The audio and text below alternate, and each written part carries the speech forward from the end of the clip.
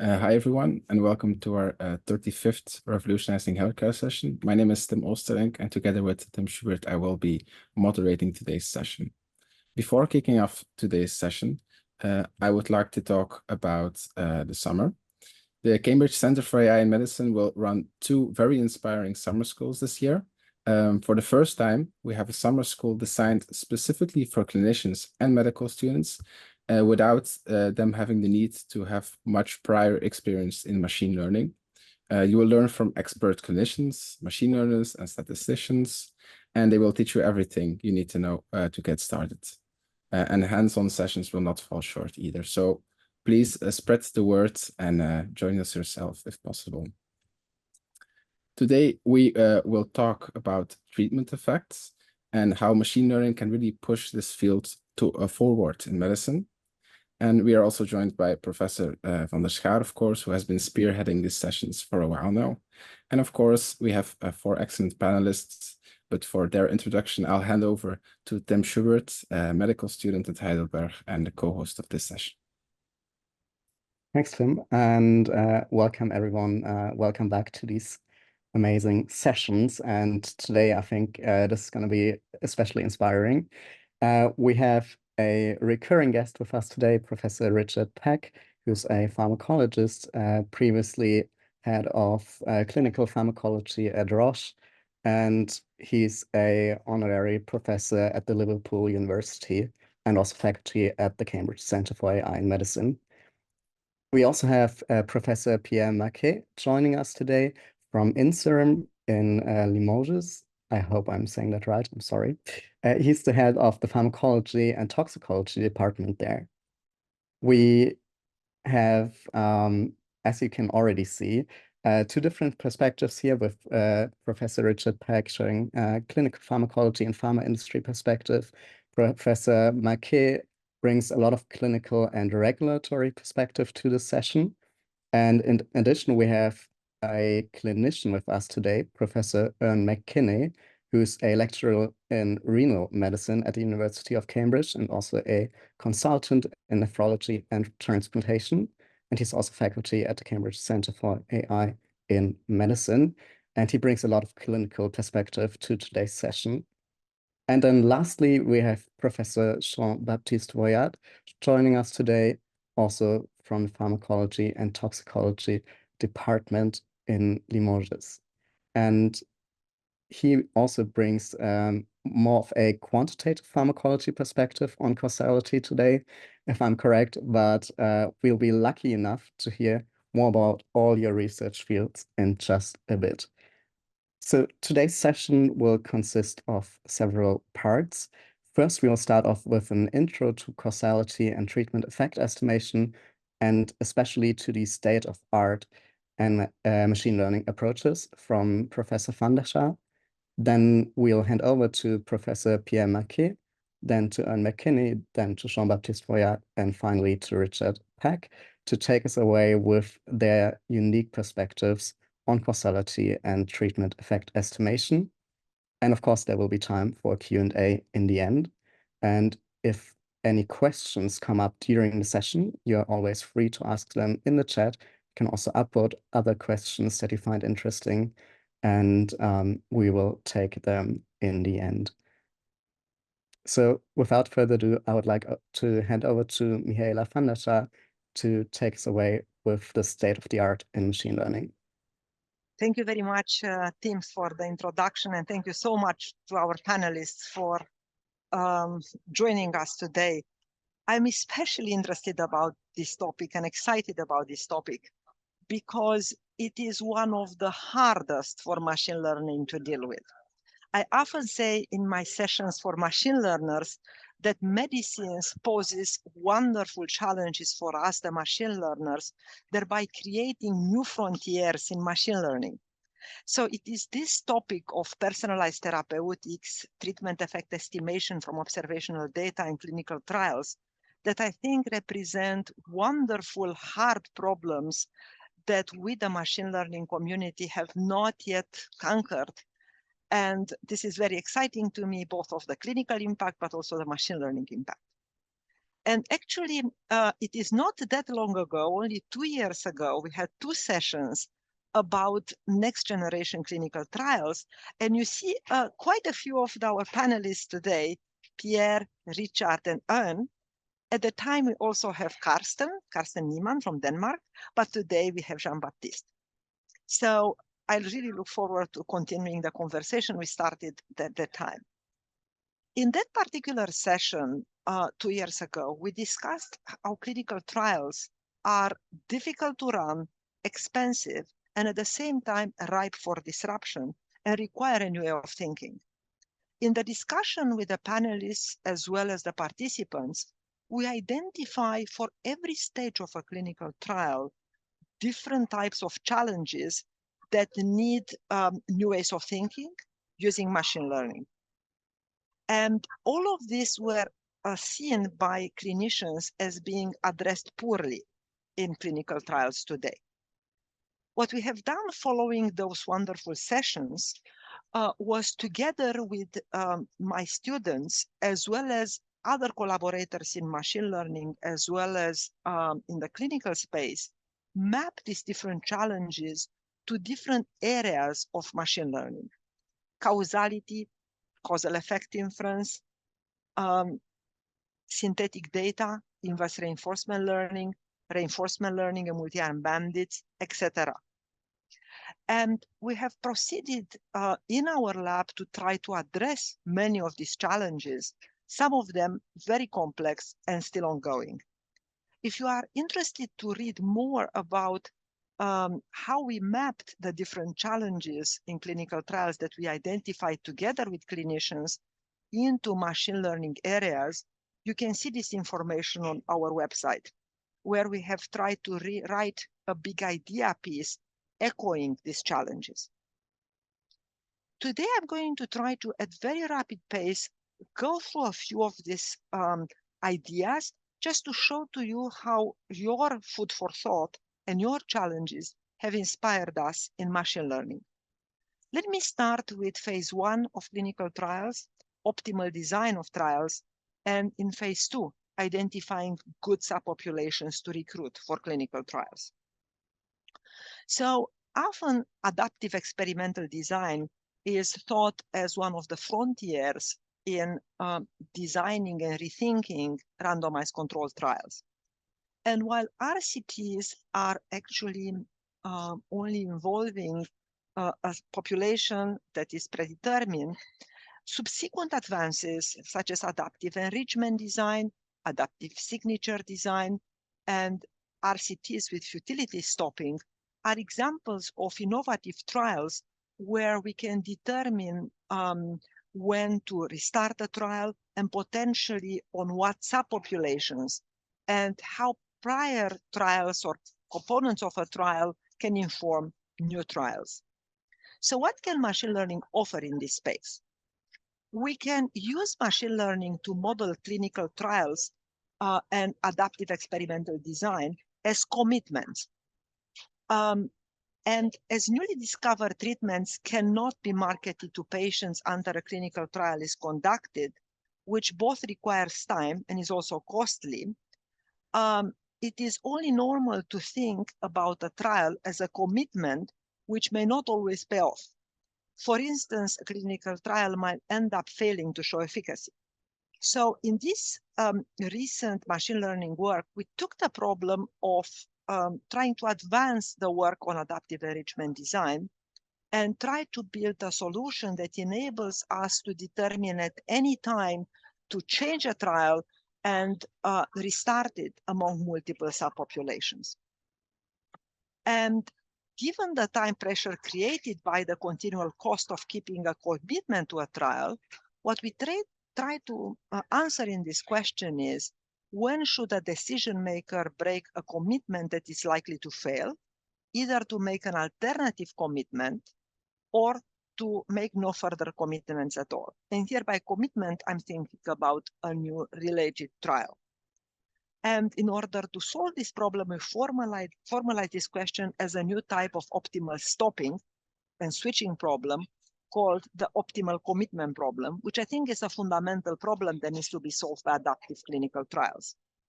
And we theoretically analyze this optimal commitment problem based on the insight, and based on the insights we gain, we propose a practical algorithm and evaluate the performance of it in running clinical trials with subpopulation selection, going beyond current existing designs.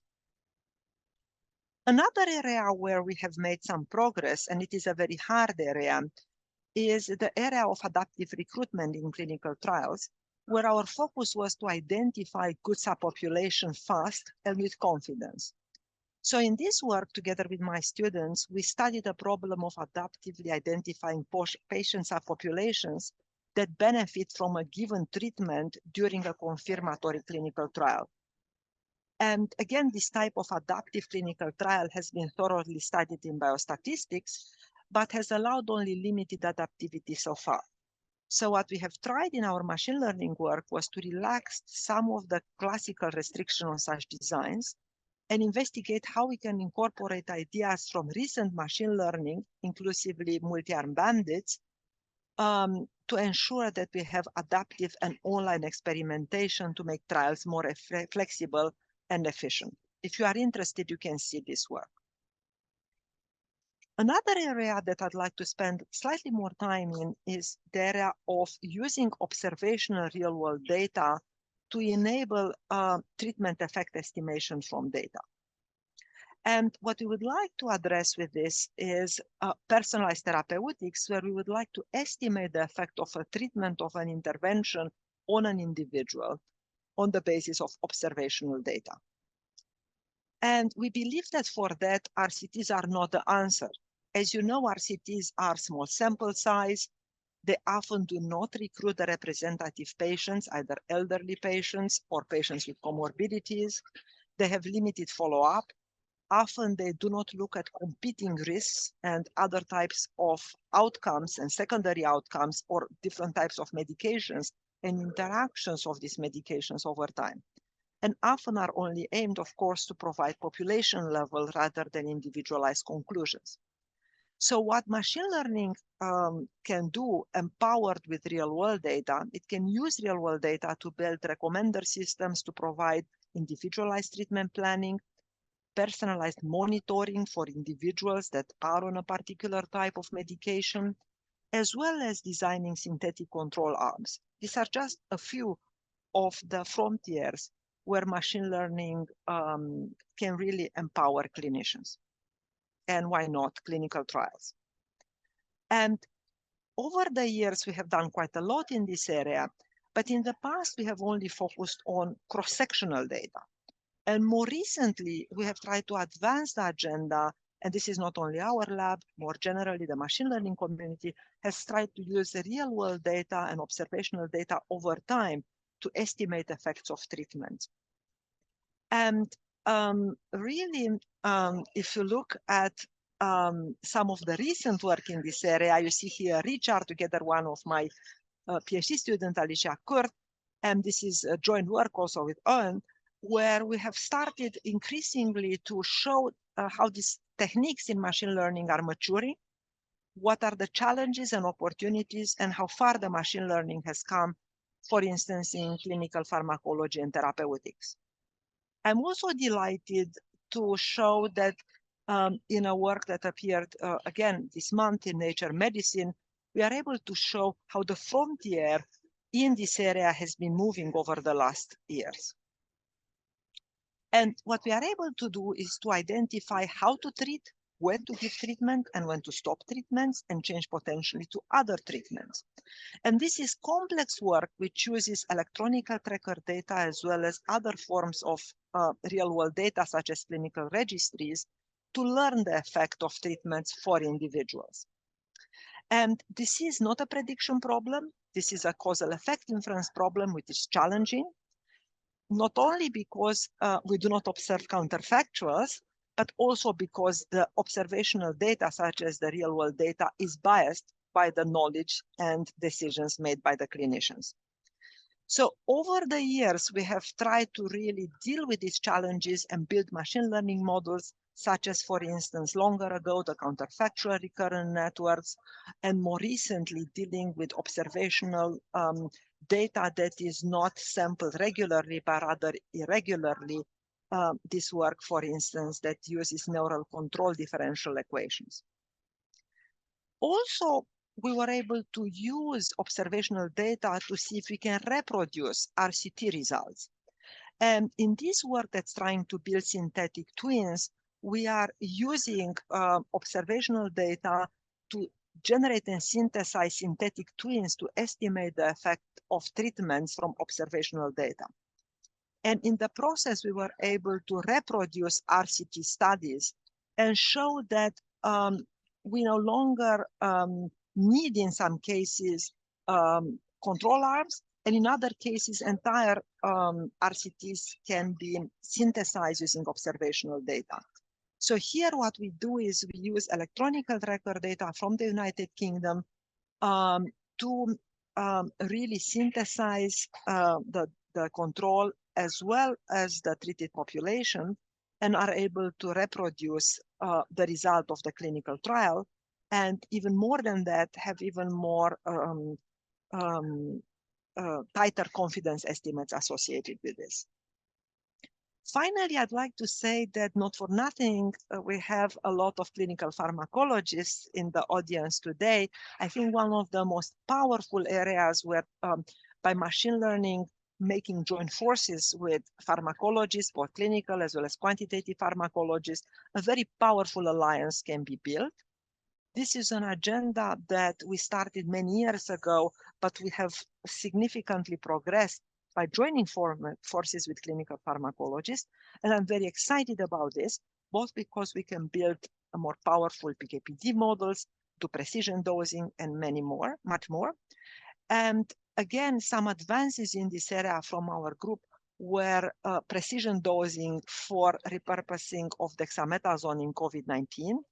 And this is work with clinicians where we have joined forces to repurpose dexamethasone. And we built this latent hybridization model that using pharmacological models as well as observational data to do precision dosing, as well as in more recent work together with Richard and a few other pharmacologists, try to really demonstrate the use and precision doses of vancomycin. These are just a few examples out of our recent work, which also includes collaborations with Pierre and Jean-Baptiste.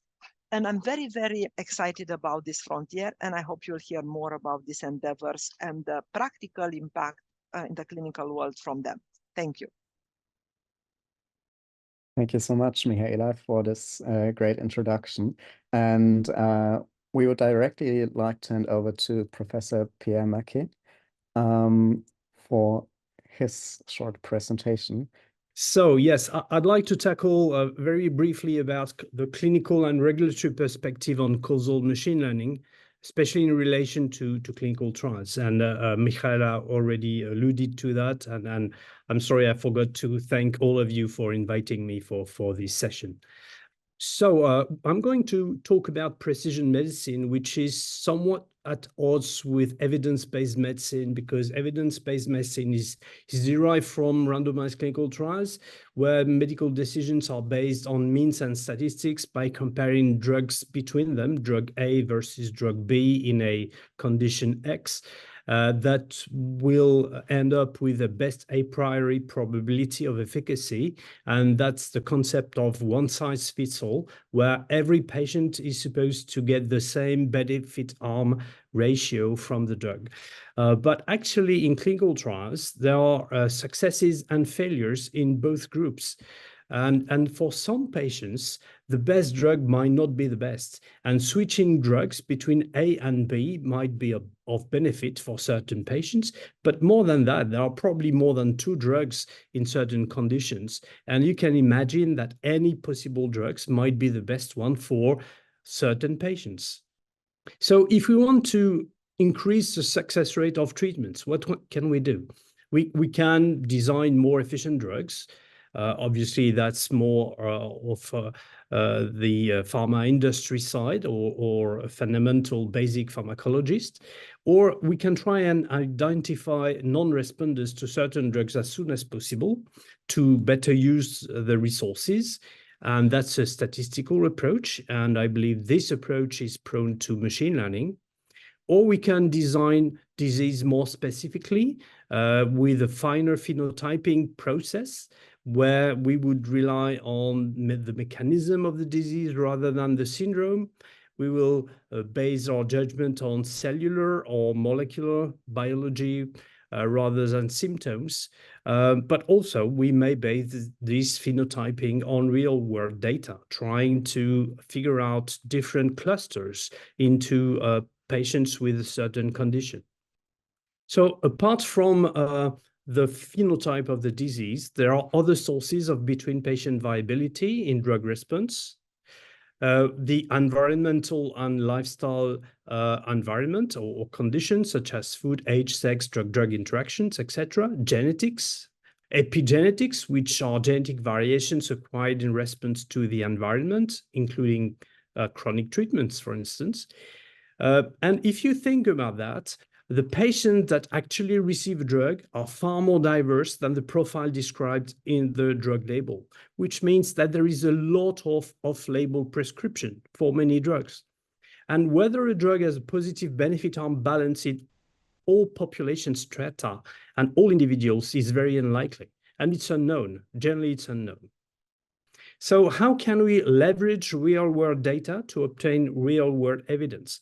The two major regulators, regulatory agency, the American and the European drug agencies have thought about that and issued recommendations on how to present real-world evidence to the regulator to us to be able to get a marketing authorization or change the label. And you can see two references here, very recent. And in short, both agencies have set up recommendations and conditions upon which real-world evidence might be accepted in addition or as a replacement to an RCT, including transparency, data reliability and relevance, biases and confounders, effect modification, etc. But they don't specify any statistical method that would be best or required. So I guess that's an open stage for machine learning. But it's not only a problem of the regulators, it's also a problem for the clinicians and the learned societies to be able to issue recommendations based on evidence. And this is not about whether a drug is better than another, it's also drug combinations, sequencing of treatments in patients, for instance. So it relates to patients with serious comorbidities, and consequently polypharmacy, patients at the extremes of age, pregnant women, next-line treatments for non-responders, etc., or drug repositioning, for instance. So there are a lot of conditions and situations where we would need to leverage real-world data. But what do we need for that? We need, obviously, large and reliable databases. We need thorough methodology to design real-world studies so as to avoid as many sources of bias and confounders as possible. And we need the most powerful and robust tools to analyze the data for causal objectives. And I think that machine learning and what you're doing in your group, Mihaela, is very important for that. But ultimately, what we need is to convince the regulator, the drug agencies, about the quality of the data and the level of evidence. So if machine learning can solve some of the problems or some of the shortcomings of these databases in terms of bias, etc., that would also be a plus. Thank you so much. And there are already questions popping up, but I suggest that we take them in the end. And I would like to hand over directly to Jean-Baptiste for his short presentation. My the main concept I will try to develop are extract from this collaborative work with Mihaela van der Schaar Lab in which we try to summarize the different problem and challenge how to bridge the world of pharmacometrics and quantitative pharmacology and machine learning. I will try to identify some basic concept, let's say pharmacokinetics that express the concentration as function of the time after a single dose or multiple dose in case of chronic treatment. As you can see in this slide, you have the dose given to many individuals, and you can see the different blue curve representing different individuals that express the inter-individual variability. So here we have concentration as function of time. You have also pharmacodynamic in some case that express the effect as function of the concentration. And mostly we use the log of the concentration to have a sigmoid curve, allowing to extract some metrics like efficacy concentration 50. As before, you can also see that there is some individual variability in the concentration effect relationships. The effect here can be effect measured at the site of action, like a biological response, blood pressure, tumor growth. And the relationship can be direct with a basic linear relationship, or more complicated and direct, by example, stimulation of degradation of target. And when you combine both of them, you obtain this PK/PD curve that express the effect as function of the time and still subject to a variability. This slide shows approximately the same concept, but I will pay attention to the last part of the slide with the definition of therapeutic range. And we can call that the benefit-risk balance with the efficacy level that you want to reach, and you want to prevent the toxicity level. So it's a binary problem. It's not so simple, meaning that the toxicity level can change from one individual to another, but it's allowed to express that. And the relationship between the exposure and this, I will say, macroscopic effect can be delayed. It can be long-term prediction. And typically, the occurrence of myocardial infarction, if you want to prevent it, it can take a long time to occur. In the context of causal machine learning, and especially about the article recently published in Nature with Mihaela, there is a notion of conditional average treatment effect. And for a continuous marker, it's dose and its relation to the effect. But in our pharmacology, pharmacology point of view, it should be the level of exposure to the drug and in relation to the effect. So the conditional average exposure response curve. And it's work that will be performed in the future, I'm sure. So some word about the population pharmacokinetic model. To summarize, you have dose you give to multiple individuals. You have their concentration as function of time, and you can build what we call population pharmacokinetic models. The mostly used approach is a nonlinear mix effect, and the typical population pharmacokinetic model is made by 3 different steps. A model structure that it's a compartmental model. Each compartment is a mimic part of the body. You have the step of quantifying the variability in the population, inter-individual variability, intra-individual variability, but also residual variability. That will be of particular interest for machine learning. I will go on that later. And you can explain a part of this variability by using some features or covariate that can be genetic, food administration. And based on that, you can perform population prediction. And very interestingly, you can perform a priori population prediction, allowing to select the most individualized dose to a patient. And you can also perform individual prediction based on individual observation of drug level, for example. And you will use a Bayes theorem to apply that. So, as I say before, to me, the residual variability and the noise, it's the most part that can be improved by machine learning. Indeed, this noise or residual variability can be very large, and we can see really huge value in published PK and PK/PD model. And this noise can be partly explained by individual features that can be accessible. Typically, analytical value and uncertainty of your analytical method can be reachable, or it can be also latent features. And these mechanistic models have many constraints in terms of PK parameter distribution and then variability that are constrained to a normal or log normal distribution.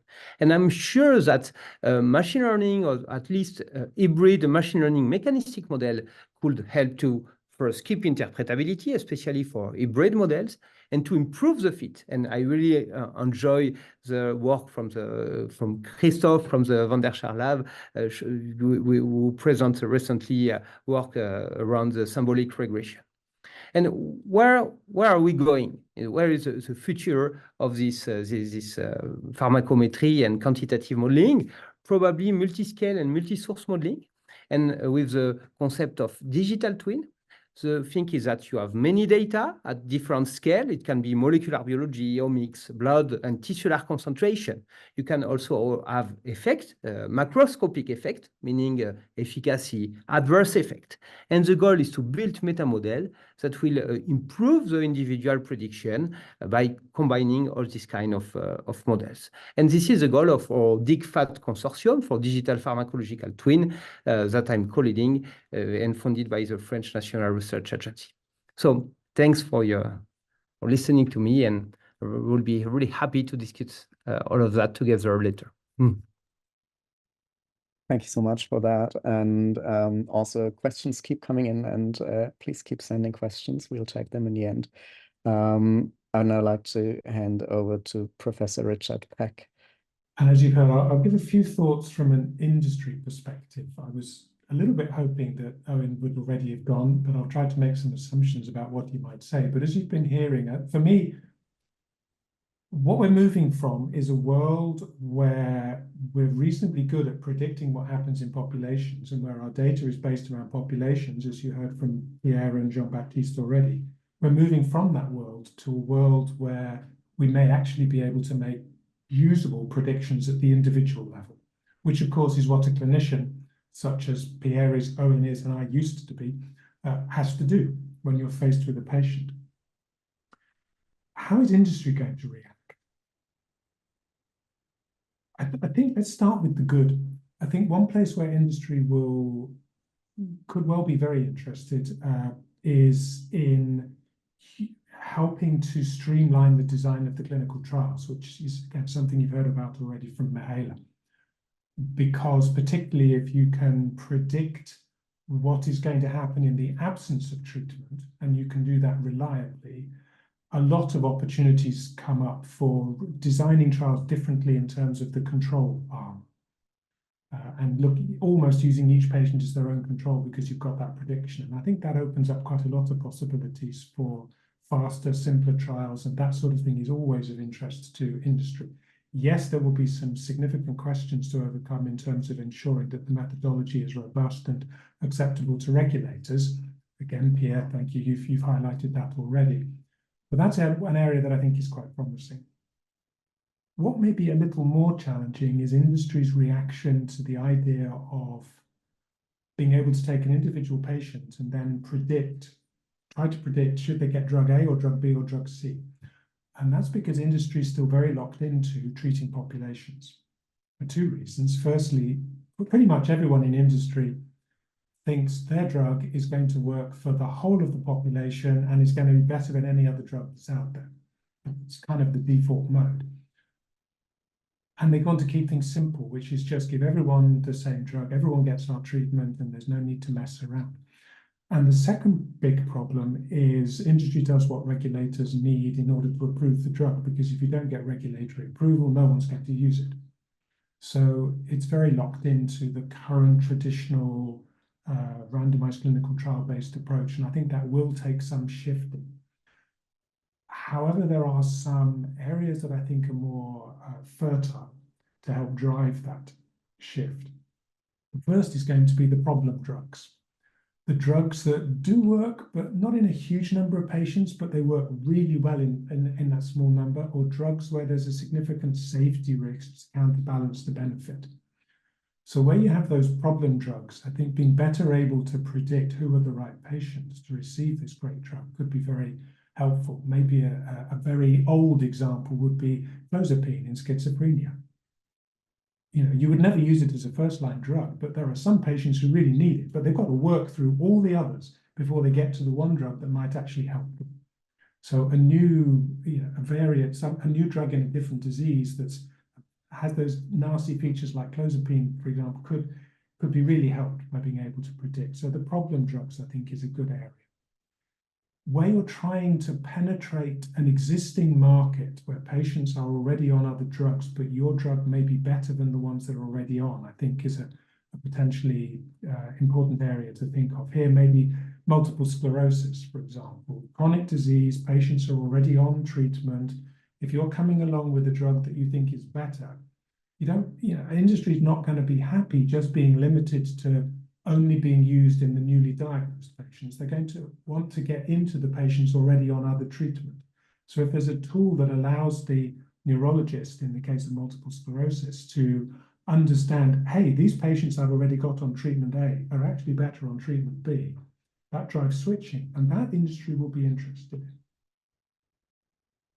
And I think the final bit will be companies with Me Too drugs, because they need, either they're just going to be satisfied with taking a small amount of a very big market, or if they have a Me Too for a relatively small market, again, they need an edge. So those three areas may be areas where there are opportunities to bring industry in and start building a massive understanding and a massive knowledge and a massive awareness. And the advantage of that, of course, is if you get industry involved, it brings a lot of resources and stuff happens. I think maybe one final point is everything I've said so far has been about the pharma industry. Let's not forget there is also a diagnostic industry. And I think that the diagnostic companies could be really interested in these sorts of technologies and these sorts of approaches, because it's something that if they can work out a way of making it available to the clinicians in their offices, they can make money from that. So let's not forget the diagnostic industry. So I think, to summarize, don't forget diagnostics. I think there are opportunities maybe as the first part of the way in to improve clinical trial design, and then there will be opportunities to explore some of those more challenging situations that will help bring industry in and could provide an opportunity to then broaden the scope. And I'll stop there. Thank you so much, Richard, for this industry perspective as well. We're now almost ready for the Q&A. Before that, there are two questions that we thought about in advance of the session that we really wanted to ask. And one I would like to direct first to Professor Pierre. And I would like to ask you, what do you think, which role will randomized control trials play in the future? Are they still going to be as important as they are now? That will still be central, but I think that it might be, I would say, improved by using real-world data in parallel or in sequence. Let me, and that will be one of the questions I wanted to ask to Richard. When we compare a drug, when the company wants to design a new drug and get a new drug approved, they have to compare it to the standard of care. And the standard of care is only one thing. It might be one drug combination or one drug, but it's not the sole drug or the sole drug combination that is used in patients. And what about patients don't have bad reactions with the standard of care? Then maybe the new drug is not as good or no better than the standard of care, but it can be better than the second line drug. And this is never compared. But if you had real world data in parallel to clinical trials where you would compare drug A to B And in parallel, using real-world data, you will simulate other trial arms with every other drug on the market or every other drug combination on the market. Then you'd be able to situate your drug, your new drug, in the panel of existing drug and saying it might not be a first-line drug, but maybe it's a very good second-line drug. That's a first thing. The second thing is that already we have pharmacoepidemiological plans for many drugs, at least in Europe. Mostly every innovative drug compound is submitted to a pharmacoepidemiological plan once the drug is marketed, by which the pharma has to study the drug use in the real population, to study the long-term adverse effects, to study the drug-drug interactions, and so on and so forth. But generally, it's done in a rather poor statistical way, if I may say. So I think that also machine learning here would improve a lot rapid knowledge about new drugs based on the actual population taking the drug, and not the population of phase 3 studies, because we all know that the patients receiving the drugs, as I said in my slides, are far more diverse than those of the phase 3 studies. So yeah, I think it would improve knowledge. Thank you. Maybe Can I respond Richard. to Pierre and also Yes. add something though to the original question? I mean, I'm not sure I can get to every single one of your points, Pierre, but I actually agree with a lot of what you said. I do think, yes, there is a challenge about comparing to all of the available drugs. You've described it, and industry does what is necessary in order to get through the regulatory approval, but then also to get through bodies that might decide on pricing, for example, because otherwise your drugs don't get to patients. So, we mustn't forget that's the key driver. But I don't think it's realistic to imagine clinical trials against every potential competitor drug. It's just too burdensome.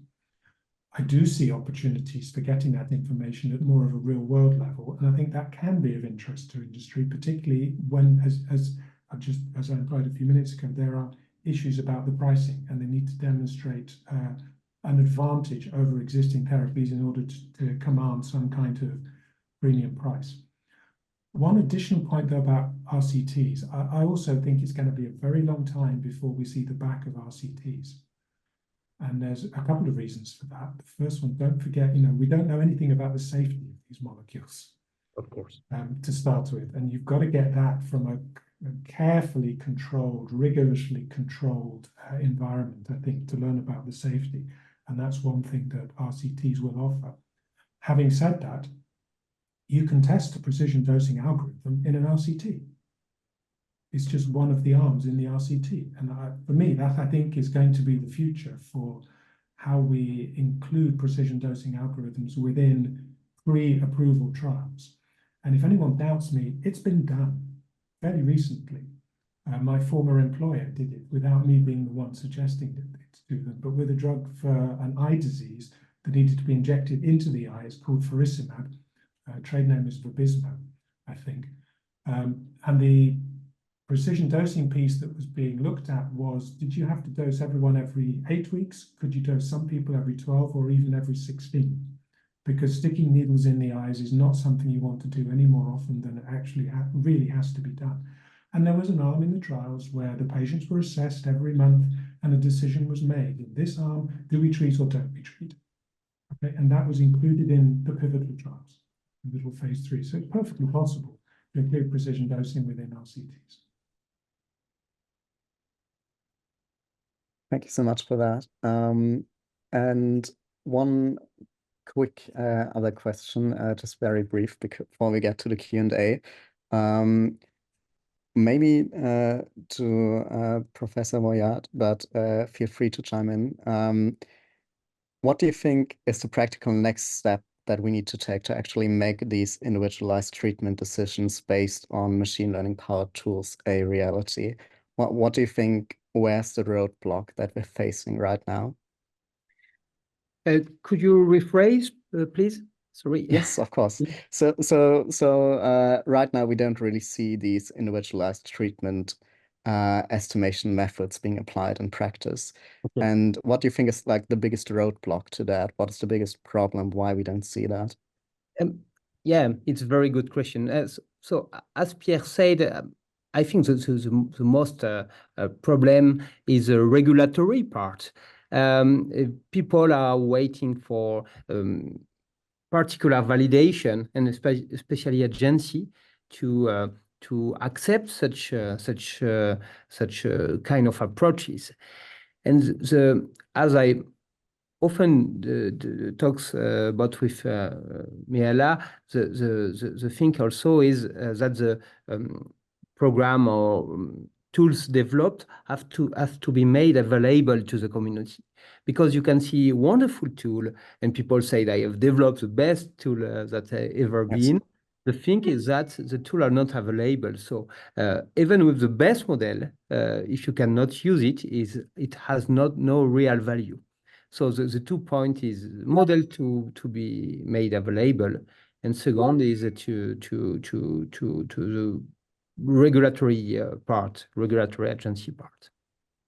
Thank you. Just so we stay in time, Richard, maybe would you like to say something about that quickly? I think there's one other challenge, big challenge, and that's giving clinicians permission to prescribe off-label. I'd actually really, because when Pierre's still a practicing clinician, I'd be really interested in his thoughts on this. Undoubtedly, there seems to me to be an issue with, when you've got a drug and you're prescribing it according to the label, you're sort of reasonably safe. But if you go off label and something goes wrong, you may be vulnerable to medical legal problems. And it worries me a bit that will be a significant barrier to even when you've got the tools, to the precision dosing actually being adopted. And I certainly hope that we can find ways to solve that problem. One of which might be that the expert societies that Pierre mentioned may come out with their own treatment guidelines of this is the state of the art for treating this disease, and give the clinicians a degree of reassurance that they're not going to get into trouble for doing something that's a bit off-label. But I mean, yeah, would you have anything to add? No, I totally agree. You have to prove that you're safe even at higher doses than the drug label.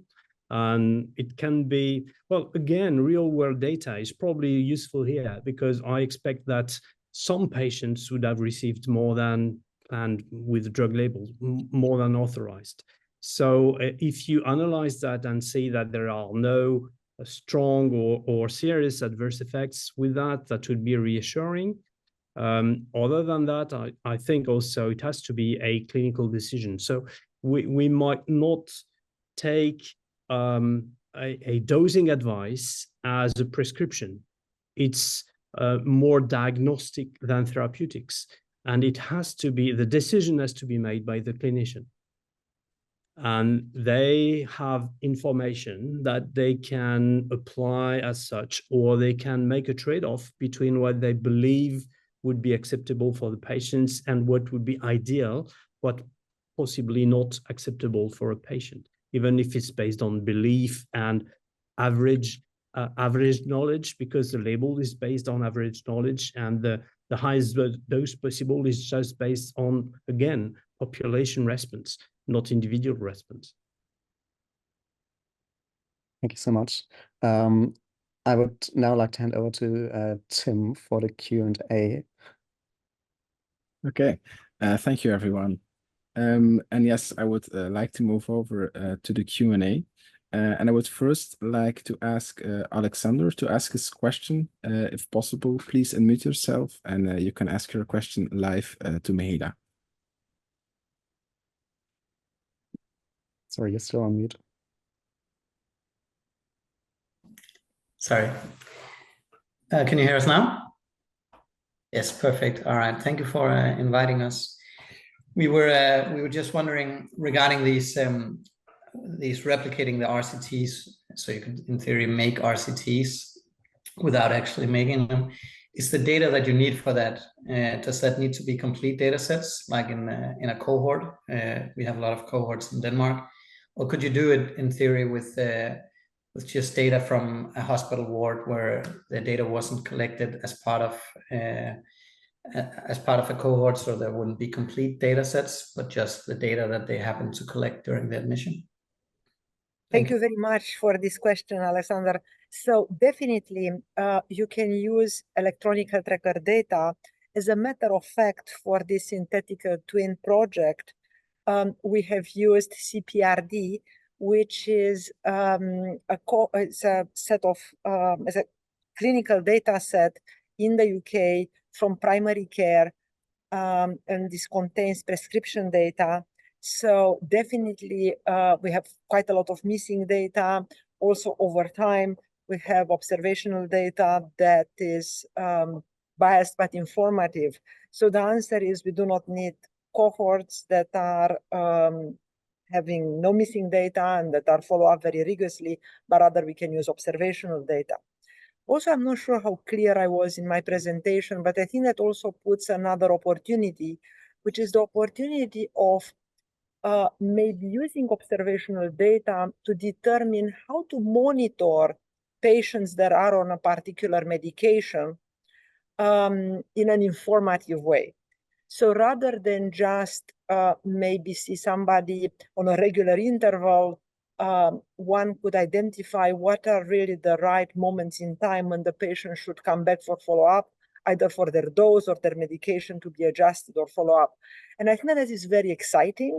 This may be outside the regulatory regime, so hence may be possible to use much faster, because it's not about prescribing a drug or a dose for a drug, but rather follow-up of a patient that either is on medication and needs to be followed up, or a patient that's not on a medication, but is considered on the basis of the diagnostic for potential drug recommendation.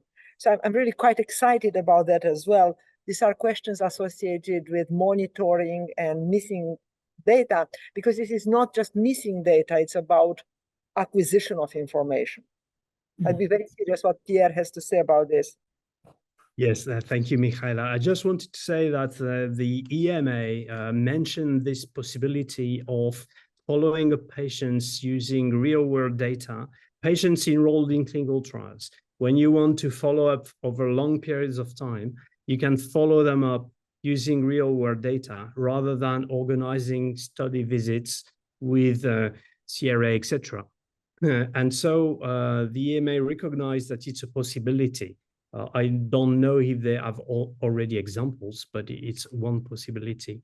And maybe to answer differently Alexander's and Josephine's question, I believe that it depends on what you mean by missing data. If it's a data which is totally absent and it's important for patient selection or outcome evaluation, then it's not possible.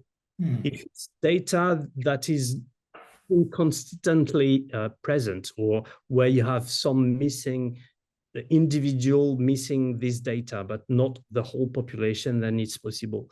But the way the agencies recommend to do that is to design your trial as if it were an RCT. And you have to describe your inclusion and exclusion criteria. You have to describe your outcomes and maybe your confounders. And then you have to see whether your database fits with that. And that's a way in transparency. I mentioned transparency. That's exactly the example the EMA mentioned. You have to convince the EMA that the database you're using is able to be used for a clinical trial, for an in silico clinical trial. Yeah. Thank you, Pierre, for adding this. You are right. I assumed, wrongly potentially, that what was meant by missing data is that the measurements are infrequently taken, and I didn't consider features. And thank you for correcting me. Yeah, thank you. And we also have to keep in mind of the time, but there is one more question that we couldn't end the session without, and it's a question from Benedict. Could you please unmute yourself and please keep the mind in time and be very brief, and then we'll go to Mihaela and to Professor Jean-Baptiste to also give his short and brief view, and then we'll wrap up. Hello, thank you. I would have two questions. The first, do you think in the future we can combine machine learning or deep learning model based on quantitative data with NLP model based on medical or patient observations? That's the first question. And the second question is how quantify the quality of data? Thank you very much for this. So for the first part, I think that you are very right.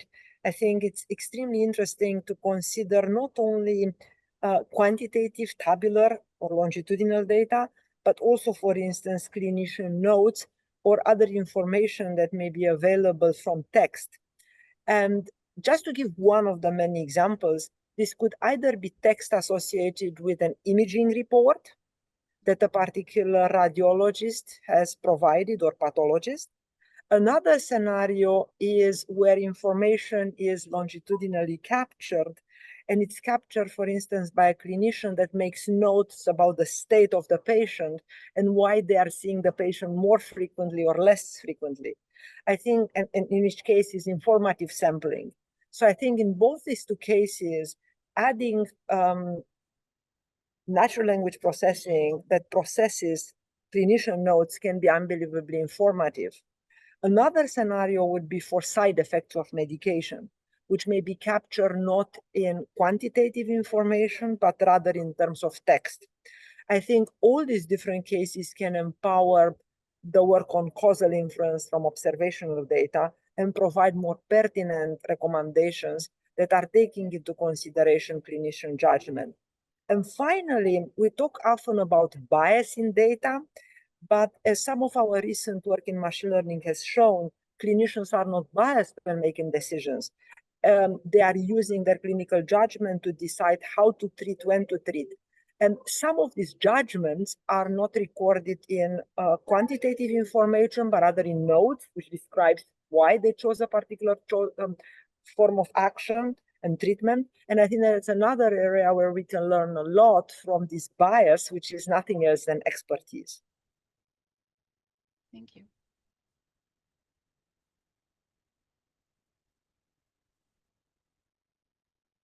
And Dr. Jean-Baptiste, Professor Jean-Baptiste? Yeah, I have nothing to add about this point. Mihaela answer perfectly well.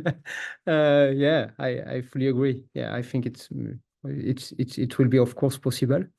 And it was a question also about the quality of data, I think. I will say more, so its quality can be considered as a similarity of data with the data that you use to develop the model.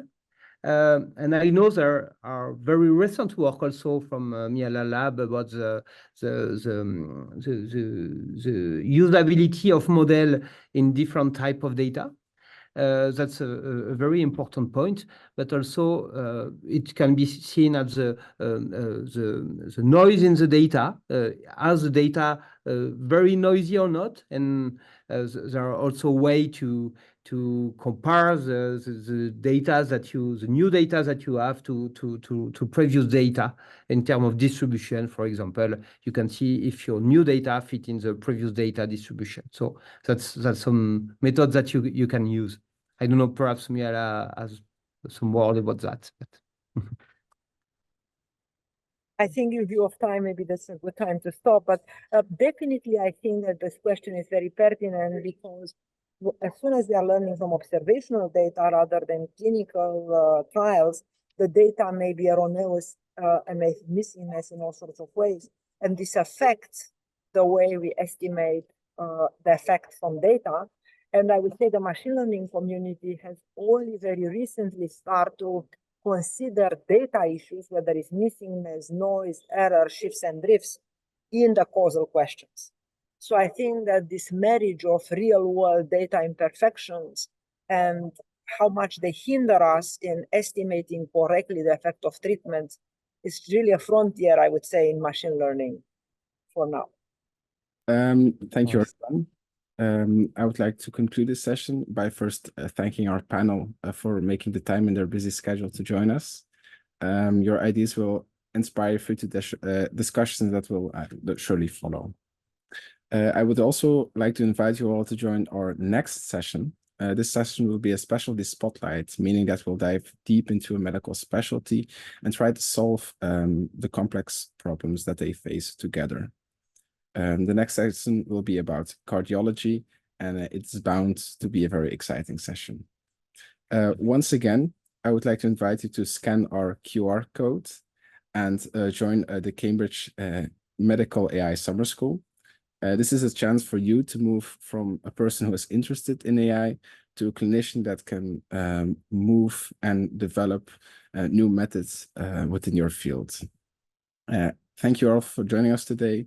The recording of this session will be up on YouTube in the coming days, and we invite to share it with your other colleagues who weren't able to join us live. Your engagement was greatly appreciated, and we look forward to seeing you again next session.